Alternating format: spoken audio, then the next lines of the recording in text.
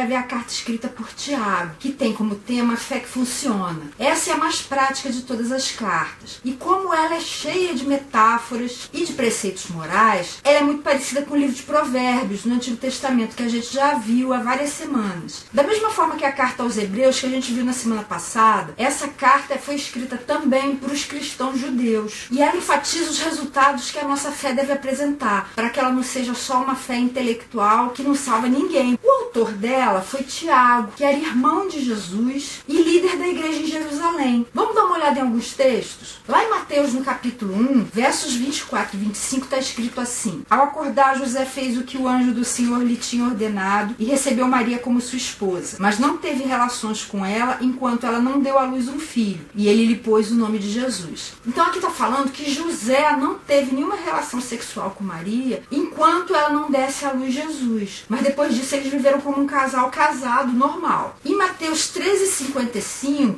as pessoas falaram assim a respeito de Jesus: Não é esse o filho do carpinteiro? O nome de sua mãe não é Maria? E não são seus irmãos Tiago, José, Simão e Judas? E no verso 56 fala assim: Não estão conosco todas as suas irmãs? Então Jesus tinha irmãos e irmãs. E o primeiro irmão que é nomeado aqui é Tiago. O último que é falado é Judas, que escreveu também a última carta que a gente vai ver antes de chegar em Apocalipse. Em 1 Coríntios 15, Paulo vem falando a respeito da ressurreição de Jesus. E a partir do verso 5 ele fala assim: Apareceu a Pedro e depois aos 12. Depois disso apareceu a mais de 500 irmãos de uma só vez, a maioria dos quais ainda vive, embora alguns já tenham adormecido, quer dizer, morrido. Depois apareceu a Tiago e então a todos os apóstolos. E depois desses apareceu também a mim, como a um que nasceu fora do tempo. Esse Tiago que fala aqui é o mesmo Tiago que escreveu a carta, o irmão de Jesus que era líder da igreja primitiva. Sabe de onde que eu estou tirando isso? Lá do livro de Atos. No capítulo 12, verso 17, Pedro estava falando e aí, fazendo-lhes sinal para que se calassem, descreveu como o Senhor o havia tirado da prisão e disse: Contem isso a Tiago e aos irmãos. Então saiu e foi para outro lugar. Pedro havia sido liberto da prisão. E aí a primeira providência que ele falou que os irmãos deveriam tomar era contar para Tiago. Por que para Tiago? Porque ele era um dos líderes da igreja ali em Jerusalém. E isso fica bem claro no capítulo 15. Foi feito um concílio, que é uma reunião, uma assembleia, para que decidissem o que eles deveriam fazer a respeito daquele monte de gentio, ou seja, não judeus, que estavam se convertendo através do ministério, da pregação de Paulo. E aí quando chega no versículo 13, fala assim: Quando terminaram de falar, Tiago tomou a palavra e disse: Irmãos, ouçam-me. E aí deu o parecer dele. Por que todo mundo se calou para ouvir Tiago? Porque ele era líder da igreja ali em Jerusalém. Essa carta foi escrita entre 46 e 49 depois de Cristo,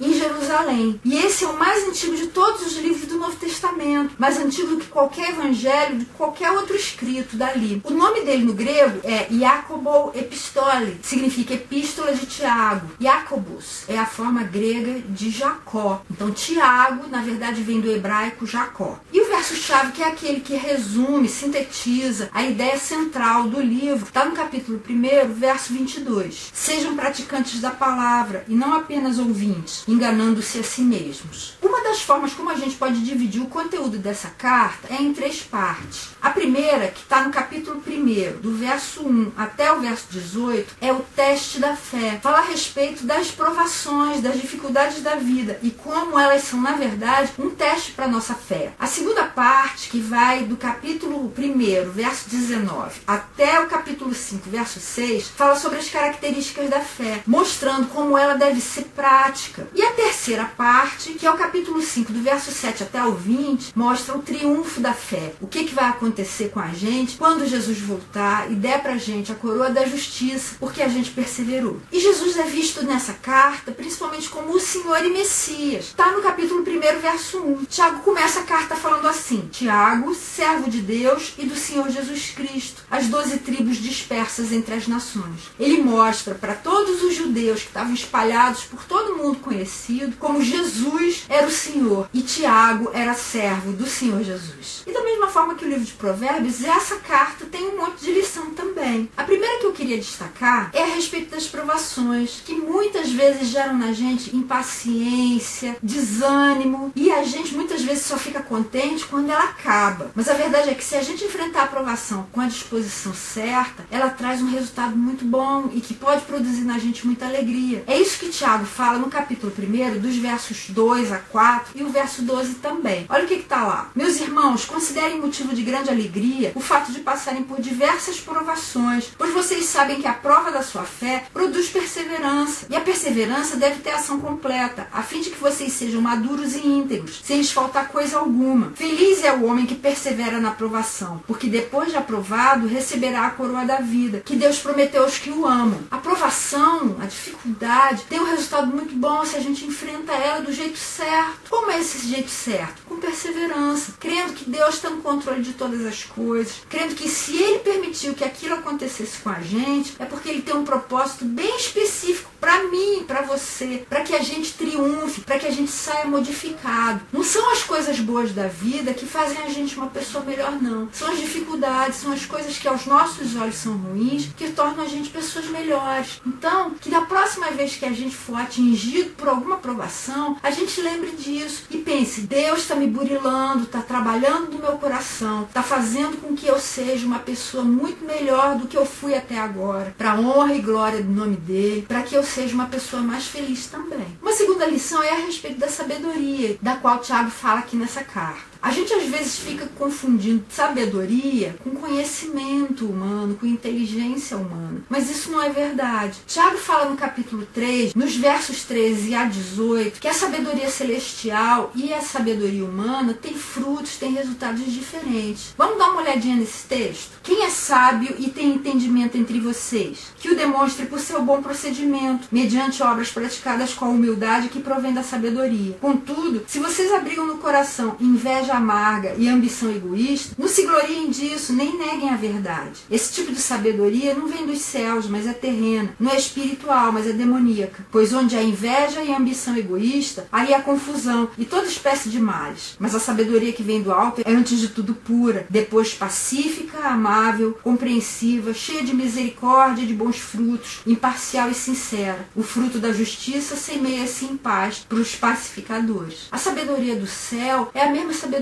que Jesus demonstrava ter. É uma sabedoria pacífica, uma sabedoria justa, que traz paz, que traz misericórdia, que dá a mão para o outro, que ajuda a resolver problemas. Mas a sabedoria humana, essa pode ter resultado muito ruim. Se a gente pensar na esperteza de vários líderes políticos da atualidade, que só estão pensando em si, não no povo. Se a gente for pensar na inteligência de alguns médicos, que só estão pensando em enriquecer e não em fazer o bem para as outras pessoas, diferente de tantos outros médicos que tem por aí, a gente vai ver o que é a sabedoria humana e o que é a sabedoria do alto. A sabedoria do alto é essa que Tiago está incentivando a gente a buscar. E ele fala que está à disposição de qualquer pessoa. Olha o que está no capítulo 1, versos 5 a 8. Se algum de vocês tem falta de sabedoria, peça a Deus, que a todos dá livremente, de boa vontade, e lhe será concedida. Peça, porém, com fé, sem duvidar, pois aquele que duvida é semelhante à onda do mar, levada e agitada pelo vento. Não pense tal pessoa que receberá coisa alguma do Senhor, pois tem mente dividida e é instável em tudo que faz. Você precisa de sabedoria? Peça a Deus e peça com fé. Se você pedir e pedir dessa forma, Ele certamente vai dar para você, porque um dos maiores interesses de Deus é que nós sejamos sábios também, que nós vivamos melhor e que façamos com que as pessoas que vivem conosco, que estão ao nosso redor, vivam melhor também. Ele tem solução para tudo e Ele quer colocar essas soluções à nossa disposição. Então, vamos pedir, não perca tempo, pode crer, porque eu fiz isso e eu recebi. Se Ele fez assim comigo, pode fazer perfeitamente assim com você também. E Tiago fala que uma das formas da gente colocar a nossa fé em prática é controlando a nossa língua. Olha o que ele fala no capítulo 1, no verso 26. Se alguém se considera religioso, mas não refreia a sua língua, não controla a sua língua, engana-se a si mesmo. Sua religião não tem valor algum. Ele fala que a gente ser de Deus tem que resultar em a gente controlar a nossa língua. E isso não é só quando a gente está na igreja, quando a gente está na presença de outros irmãos, quando a gente quer vestir aquela máscara de religioso, de gente boa, de cristão bonzinho. A gente deve refrear a nossa língua em todas as situações. Olha os exemplos que ele dá aqui pra gente. No capítulo 3, versos 2 a 12, ele fala assim: todos tropeçamos de muitas maneiras. Se alguém não tropeça no falar, tal homem é perfeito, espírito, sendo também capaz de dominar todo o seu corpo. Ele fala, se você controlar a sua língua, você controla qualquer parte do seu corpo. Quando colocamos freios na boca dos cavalos para que eles nos obedeçam, podemos controlar o animal todo. Tomem também como exemplo os navios. Embora não sejam tão grandes e impelidos por fortes ventos, são dirigidos por um leme muito pequeno, conforme a vontade do piloto. Semelhantemente, a língua é um pequeno órgão do corpo, mas se vangloria de grandes coisas. Vejam como um grande bosque é incendiado por uma simples fagulha. Assim também, a língua é um fogo, é um mundo de iniquidade. Colocado entre os membros do nosso corpo, contamina a pessoa por inteiro, incendeia todo o curso de sua vida, sendo ela mesma incendiada pelo inferno. Toda espécie de animais, aves, répteis e criaturas do mar doma-se e tem sido domada pela espécie humana. A língua, porém, ninguém consegue domar. É um mal incontrolável, cheio de veneno mortífero. Pra gente ver a seriedade disso, como é difícil. Com a língua, bendizemos o Senhor e Pai, mas ao mesmo tempo, com ela amaldiçoamos os homens, feitos à semelhança de Deus. Olha que incoerência. Da mesma boca procedem bênção e maldição. Meus irmãos, não pode ser assim. Acaso podem sair água doce e água amarga da mesma fonte? Meus irmãos, pode uma figueira produzir azeitonas ou uma videira figos? Da mesma forma, uma fonte de água salgada não pode produzir água doce. Por isso, uma língua que fala um monte de besteira, um monte de palavra suja, um monte de palavra para baixo, não pode bendizer a Deus, não pode trazer mensagens boas para as outras pessoas. A gente tem que pensar nisso todas as vezes que a gente se sentir tentado a falar besteira por aí. E no capítulo 5 ele volta mais uma vez a falar sobre isso, nos versos 12 e 17. Sobretudo, meus irmãos, não jurem, nem pelo céu, nem pela terra, nem por qualquer outra coisa. Seja o sim de vocês sim, e o não, não, para que não caiam em condenação. Jesus já falou isso também, lá nos evangelhos. Da gente só falar a verdade, não falar mentira. O nosso sim, ser sim. O nosso não, ser não. Entre vocês há alguém que está sofrendo, que ele ore. Em vez de ficar se lamentando, em vez de ficar praguejando, em vez de ficar falando um monte de bobagem, ore. Alguém que se sente feliz, que ele cante louvores. Entre vocês há alguém que está doente, que ele mande chamar os presbíteros da igreja para que eles orem sobre ele e o unjam com óleo em nome do Senhor. A oração feita com fé curará o doente. O Senhor o levantará. E se houver cometido pecados, ele será perdoado. Portanto, confessem os seus pecados uns aos outros e orem uns pelos outros para serem curados. A oração de um justo é poderosa e eficaz. E aí ele fala como foi com Elias. Elias era humano como nós. A gente já viu Elias lá no Antigo Testamento. Ele orou fervorosamente para que não chovesse e não choveu sobre a terra durante 3 anos e meio. Orou outra vez e os céus enviaram chuva e a terra produziu os seus frutos. Ele está mostrando aqui como que a gente pode usar a língua para a glória de Deus de uma forma edificante, de uma forma construtiva. Orando, falando coisa boa. Orando não só por nós, mas orando uns pelos outros também. Use a sua língua assim. Tiago fala também que a gente não deve mostrar favoritismo em relação aos bem-sucedidos e ricos, e sim socorrer os necessitados. Olha o que ele fala no capítulo 1, verso 27, até o capítulo 2, verso 9.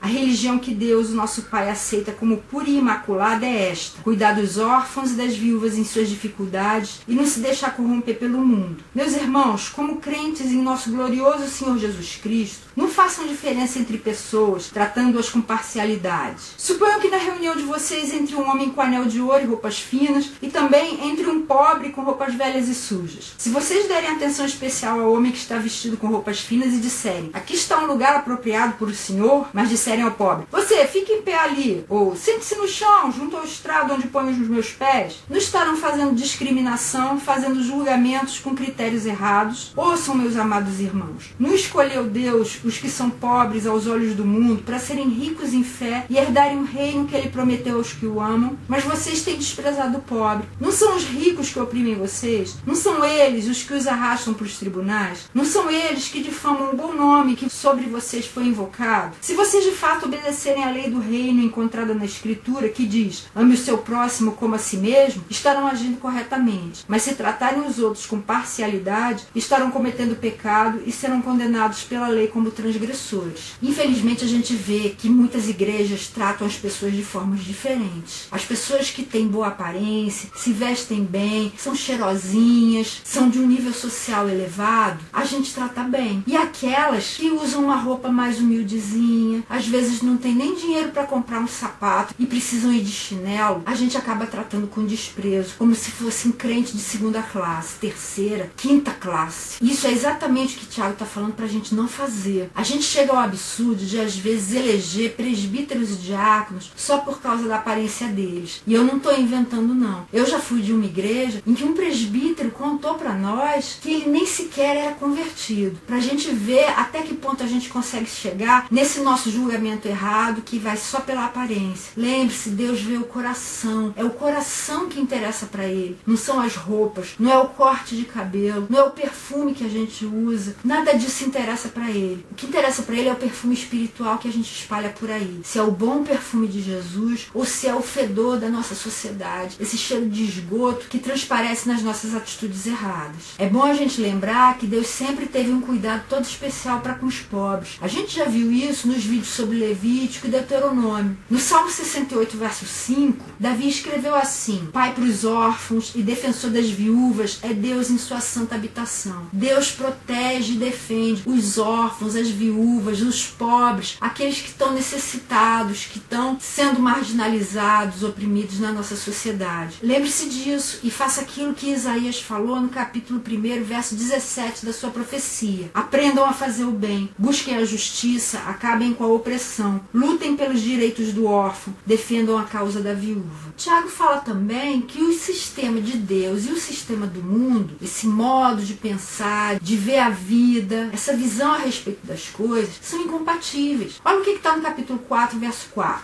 Adúlteros, vocês não sabem que a amizade com o mundo é inimizade com Deus? Quem quer ser amigo do mundo faz-se inimigo de Deus. A gente não consegue abraçar os dois ao mesmo tempo. Se a gente amar a Deus verdadeiramente, alguma vez a gente vai ter que se chocar com o modo de pensar da nossa sociedade. E o contrário também. Se a gente amar o modo de pensar da nossa sociedade, a gente vai fatalmente se chocar com o modo de pensar de Deus e aquilo que Ele espera de nós. São coisas que não se misturam. Olha só, o mundo valoriza poder, ganância, ambição, egoísmo, prazer. As atrações do sistema do mundo se misturam com as coisas que a gente necessita para a gente viver. E a gente precisa tomar muito cuidado com isso para conseguir filtrar uma coisa da outra. Lá em Mateus, no capítulo 6, verso 24, Jesus já tinha falado assim: ninguém pode servir a dois senhores, pois odiará um e amará o outro, ou se dedicará a um e desprezará o outro. Vocês não podem servir a Deus e ao dinheiro. O dinheiro não é o sistema do mundo, mas ele é parte integrante bastante importante desse sistema. E a gente precisa tomar muito cuidado para que os nossos valores não sejam corrompidos pelo sistema do mundo. Tome cuidado, viu? E a última lição que eu destaquei tem justamente relação com isso. No capítulo 4, Tiago vem falando a respeito dos prazeres do mundo e fala pra gente ter cuidado com eles. Olha o que ele fala a partir do verso 1. De onde vêm as guerras e contendas que há entre vocês? Não vêm das paixões que guerreiam dentro de vocês? Vocês cobiçam coisas e não as têm. Matam e invejam, mas não conseguem obter o que desejam. Vocês vivem a lutar e a fazer guerras. Não têm porque não pedem. Quando pedem, não recebem, pois pedem por motivos errados, para gastar em seus prazeres. Se a gente for olhar o nosso mundo, a gente vê que a todo momento tem guerras, e sempre motivadas por causa de egoísmo. Pensa em qualquer guerra. Ou é sexo, ou é dinheiro, ou é poder, ou é algum bem que pode virar uma dessas coisas. A gente está sempre em guerra por causa disso tudo. E tudo por causa da busca da satisfação dos nossos prazeres. E como o Tiago fala aqui nesse trecho que a gente leu, a busca pelos prazeres pode contaminar até mesmo as nossas orações, fazer com que a gente peça mal, buscando só a satisfação do nosso ego, a satisfação dos nossos interesses, e não dos interesses dos outros ou dos interesses de Deus. Mas existe uma solução, e ele dá nos versos 7 a 10. Portanto, submetam-se a Deus, resistam ao diabo, e ele fugirá de vocês. Aproximem-se de Deus, e ele se aproximará de vocês. Pecadores, limpem as mãos, e vocês que têm a mente dividida, purifiquem o coração. Entristeçam-se, lamentem-se e chorem. Troquem o riso por lamento e a alegria por tristeza. Humilhem-se diante do Senhor, e Ele os exaltará. A solução é a gente buscar a Deus humildemente, com o coração contrito, quebrado, quebrantado, para que Deus possa fazer com que no nosso coração brotem os desejos dele, a visão dele, e essa nossa visão deturpada, essa nossa busca, esse nosso anseio deturpado pelo pecado, possa ir sendo dominado pelo Espírito Santo, para que coisas boas nasçam daí. Esse foi o resuminho da carta que Tiago escreveu. Na semana que vem, a gente vai ver a primeira carta que Pedro escreveu. Aquele mesmo Pedro que foi apóstolo de Jesus, que foi um dos discípulos mais cheios de energia, mais cheios de liderança. Não perca, eu espero você lá.